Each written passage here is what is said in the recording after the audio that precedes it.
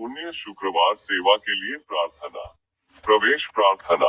सर्वशक्तिमान और दयालु परमेश्वर, आज हम आपके सामने विनम्र हृदय से उपस्थित हैं, आपके प्रिय पुत्र यीशु मसीह के दुख और क्रूस पर बलिदान को स्मरण करते हुए। उन्होंने हमारे पापों के प्रायश्चित के लिए असहनीय पीड़ा सही। हे प्रभु, हमें अनुग्रह दीजिए कि हम इस महान प्रेम और बलिदान की गहराई को समझें और अपने हृदय को पश्चाताप और कृतज्ञता से भर दें। पश्चाताप की प्रार्थना। हे पवित्र परमेश्वर, हम स्वीकार करते हैं कि हमारे पापों के कारण ही आपके निर्दोष पुत्र को इतना दुख सहना पड़ा। हमने अपने स्वार्थी विचारों, शब्दों और कर्मों से आपको बार बार दुखी किया है। हे प्रभु, हमें क्षमा करें और हमारे हृदय को शुद्ध करें। हमें अनुग्रह दीजिए कि हम अपने पापों पर गहरा शोक करें और अपने जीवन को आपके मार्ग पर चलने के लिए समर्पित करें। क्रूस के लिए स्तुति। हे प्रभु यीशु मसीह, आपने हमारे उद्धार के लिए क्रूस पर अपनी जान दे दी। आपका क्रूस हमारे पापों का प्रायश्चित है, हमारी शांति का स्रोत है और आपके असीम प्रेम का प्रतीक है। हम आपके क्रूस की आराधना करते हैं और आपके बलिदान के लिए आपको धन्यवाद देते हैं। हमें अनुग्रह दीजिए कि हम अपने जीवन में आपके क्रूस को उठाएं और आपके पीछे चलें। आपके दुख और बलिदान के लिए प्रार्थना। हे दयालु यीशु, हमने सुना है कि आपने कैसे पीड़ा सही, कैसे आपको धोखा दिया गया, कैसे आपको कोड़े मारे गए और कैसे आपको क्रूस पर चढ़ाया गया। आपके घाव हमारे उपचार हैं और आपकी मृत्यु हमारी जीवन है। हे प्रभु, हमें अनुग्रह दीजिए कि हम आपके दुख की गहराई को समझें और आपके बलिदान के महत्व को कभी न भूलें। हमें शक्ति दीजिए कि हम आपके प्रेम के योग्य जीवन जिएं। संसार के लिए प्रार्थना। हे परमेश्वर, हम उन सभी लोगों के लिए प्रार्थना करते हैं जो दुख और पीड़ा सह रहे हैं। हम उन लोगों के लिए प्रार्थना करते हैं जो अन्याय, गरीबी, बीमारी और युद्ध के शिकार हैं। हे प्रभु, अपनी करुणा उन पर बरसाएं और उन्हें शांति और न्याय प्रदान करें। हमें अनुग्रह दीजिए कि हम आपके प्रेम के उपकरण बने और दूसरों के दुख को कम करने के लिए कार्य करें। मृतकों के लिए प्रार्थना। हे अनंत परमेश्वर, हम उन सभी लोगों को आपकी दयालुता में सौंपते हैं जो विश्वास में मर गए हैं, विशेष रूप से वे जिन्होंने आपके पुत्र के लिए अपने जीवन का बलिदान दिया। हे प्रभु, उन्हें अपने अनंत शांति में स्वीकार करें और उन्हें आपके साथ महिमा में पुनरुत्थान का आनंद दें। अंतिम समर्पण की प्रार्थना। हे प्रभु, आज हम अपने जीवन को पूरी तरह से आपको समर्पित करते हैं। हम आपकी इच्छा को पूरा करने और आपके प्रेम का अनुसरण करने का संकल्प लेते हैं। हमें शक्ति दीजिए कि हम आपके प्रति वफादार रहें, भले ही हमें कठिनाइयों का सामना करना पड़े। हमें अनुग्रह दीजिए कि हम आपके पुनरुत्थान की आशा में जिएं और आपके अनंत राज्य के लिए तत्पर रहें। आमीन। आप अपनी स्थानीय परंपराओं और विशिष्ट आवश्यकताओं के अनुसार इस प्रार्थना में बदलाव कर सकते हैं। मेरे मंदिर में दीप जलते हैं तेरे लिए, इन धड़कनों का शोर सुनो, ये सब है सिर्फ तेरे लिए।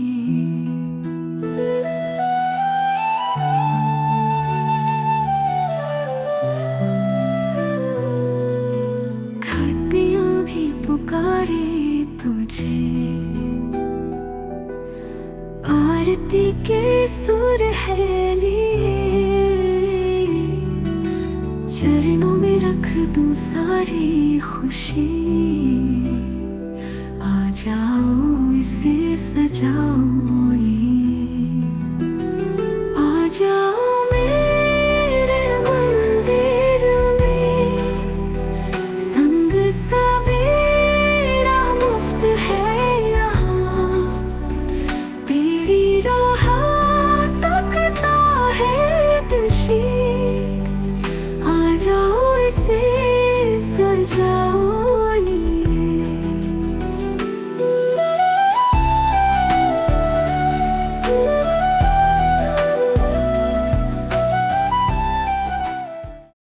प्रिय भाइयों, बहनों, बच्चों और युवाओं, बच्चों के छात्रों, मैं मार्सेलिना होरो हूँ।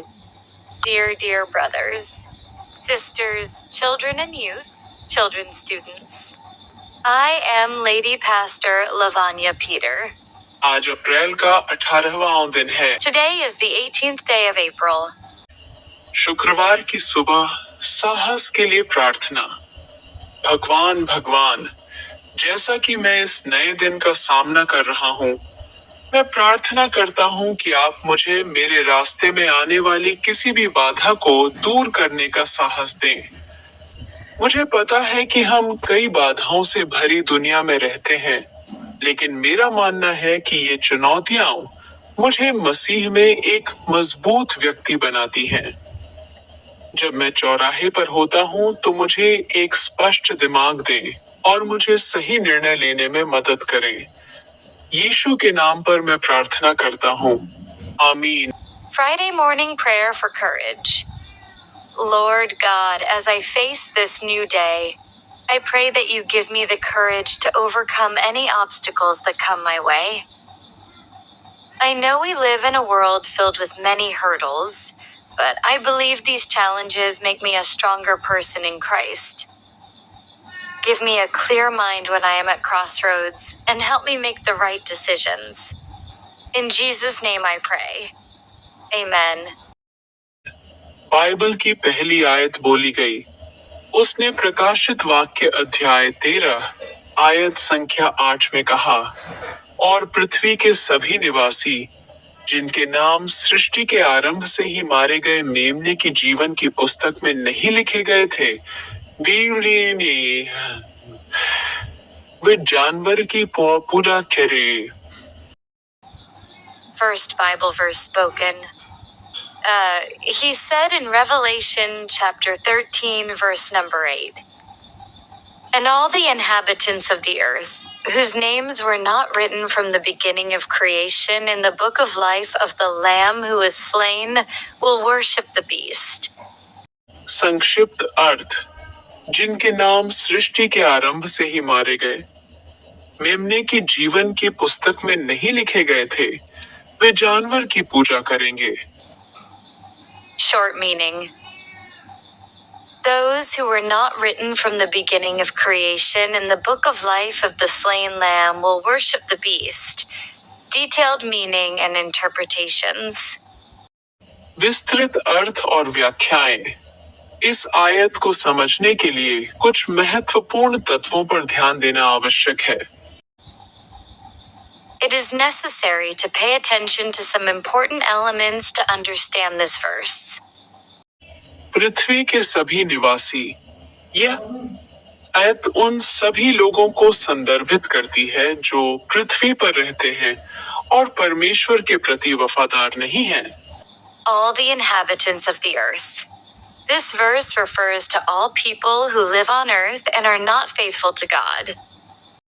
बाइबल की दूसरी आयत पर बोलते हुए कुलुस्सियों का नाम अध्याय 2 आयत 6 और 7 में बोला गया है, इसलिए जैसे तुमने मसीह यीशु को प्रभु के रूप में ग्रहण किया, उसी में चलते रहो, उसी में जड़ पकड़ते और बढ़ते जाओ और विश्वास में दृढ़ होते जाओ, जैसा कि तुम सिखाए गए थे, धन्यवाद में बढ़ते जाओ।